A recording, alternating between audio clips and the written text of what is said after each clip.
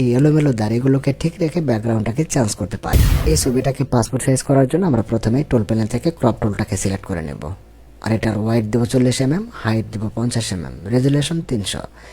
এবার ছবিটাকে আমি ক্রপ করে নিচ্ছি, এই অংশটুকু ক্রপ করে নিলাম। এবার আমাদের এই ছবিটার ব্যাকগ্রাউন্ড চেঞ্জ করার পালা। এই ধরনের হেয়ার মাস্কিং করার জন্য আমাদের খুব বেশি পরিশ্রমের দরকার নেই, জাস্ট আপনি এখান থেকে রিমুভ ব্যাকগ্রাউন্ডে ক্লিক করে দিন, ব্যাকগ্রাউন্ডটা রিমুভ হয়ে গেছে।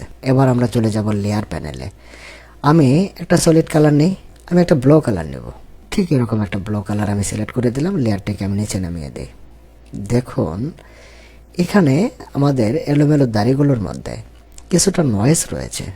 এবার আপনি এখান থেকে এই যে ছবির থাম্বলাইনটা আছে এটাতে ক্লিক করে দেন, আর আপনি টুল প্যানেল থেকে ডস টুলটাকে সিলেক্ট করে নেন, আর এইভাবে হালকা একটু ব্রাশ করেন, দেখবেন যে এই নয়েজগুলো রিমুভ হয়ে যাবে এবং এই দাড়িগুলো অনেক শাইনি এবং চকচকে হয়ে যাবে।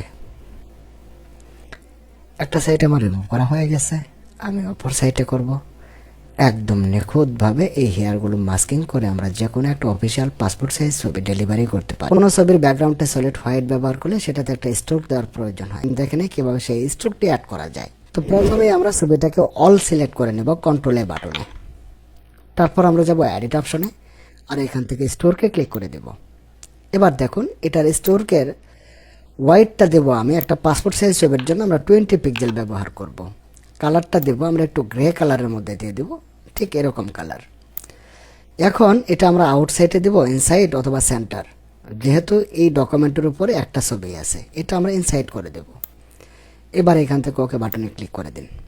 দেখুন সুন্দর একটা স্টোর হয়ে গেছে। এবার যদি আপনি এটাকে কোনো একটা A4 সাইজের পেজের মধ্যে সাজাতে চান, তাহলে কিন্তু আমরা ছবির বর্ডারটাকে আইডেন্টিফাই করতে পারবো।